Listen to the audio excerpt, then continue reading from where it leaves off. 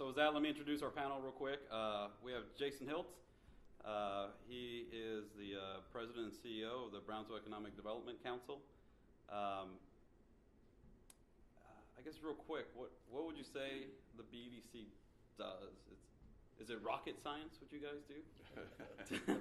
Economic development's not rocket science by no means. It's a lot of interaction, relationship building, going out knocking on doors, getting to know people, getting to know companies, getting to know trends, doing a lot of research, and then trying to convince companies to come visit Brownsville to show them what we have, and then try to convince them after they see what we have that this is a great place to invest.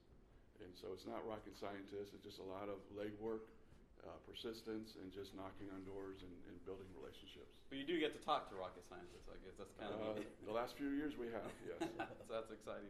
Dr. Carl Montoya, superintendent of our Brownsville Independent School District. The interesting thing, I think a lot of people, our interaction that we've had and with your staff, a lot of times people think that all you do is just education, but when you look at all the logistics that are involved, 50,000, almost 50,000 students, the largest school district in the valley.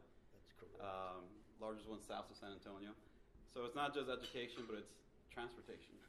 It's preparing food. It's all the support systems that it takes to kind of deliver that education. So do you want to share a little bit about the day in the life of a superintendent? It's an exciting job.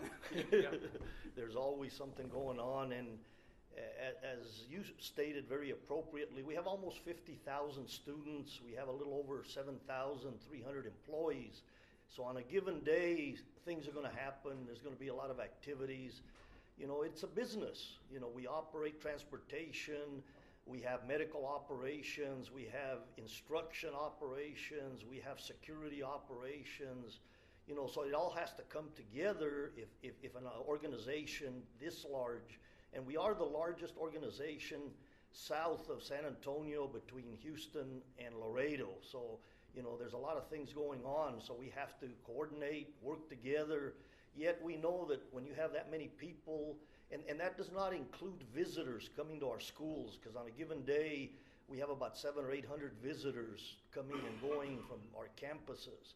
So there's a lot of activities taking place every day, and we have to work together. We have to be positive as an organization, but we also have to work with the community groups, the hospitals, the fire and police, the businesses that are out there, if we're going to succeed. So it's a big task, but we work together and we try to make sure that things happen in the sense of what's best for students. And just you kind of have your mental mind map here, you know, economic development, education, the two definitely tie together. There is a lot of overlap. The talent that we're able to provide to companies, they look at that.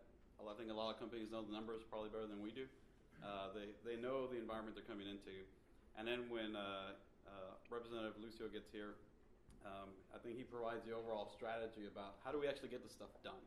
You know, how do we kind of remove the barriers that exist at the state level?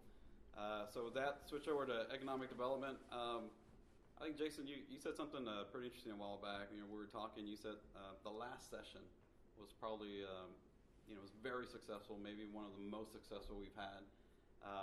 You know, we had SpaceX, UTRGV. I mean, we just had a lot of, we had a huge presence in the Capitol. What made it successful, and to kind of project what would make this session successful? How do you quantify that?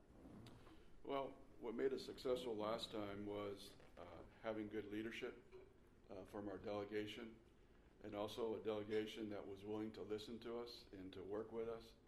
And then there was a lot of legwork on Brownsville's part to be in Austin, to knock on the doors, to work with the chiefs of staffs, to get out there and get our message known to people. And with that, as Mike said, we had a very successful session last year where related to economic development, we had various things done for SpaceX, from getting funding through for the Spaceport Trust Fund, which was key to making SpaceX a reality in Brownsville. Representative Olivetta passed legislation to help us close the beach for launch days. We had new legislation passed related to nuisance for noise abatements for SpaceX. And then we had the medical school, we had RGV. So most definitely was a great session for us. Moving forward, we have to do the same thing. We have to repeat what we did this past session.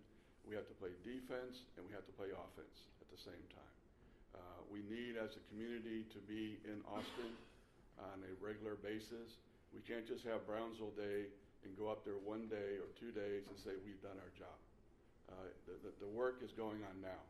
We need to be in Austin. We need to be knocking on doors, working with our delegation, making sure our chiefs of staffs are aware of the agenda of the community and that our agenda is being put forth and moving forward. And so I'm asking everyone here to join us and to be part of a plan to make things happen better for Brownsville.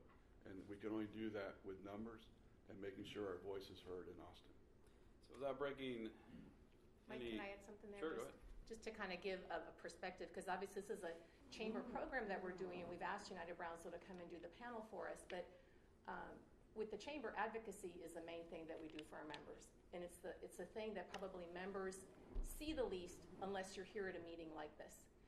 So the dues that you pay really help empower the chamber to give us the resources to work with our partners.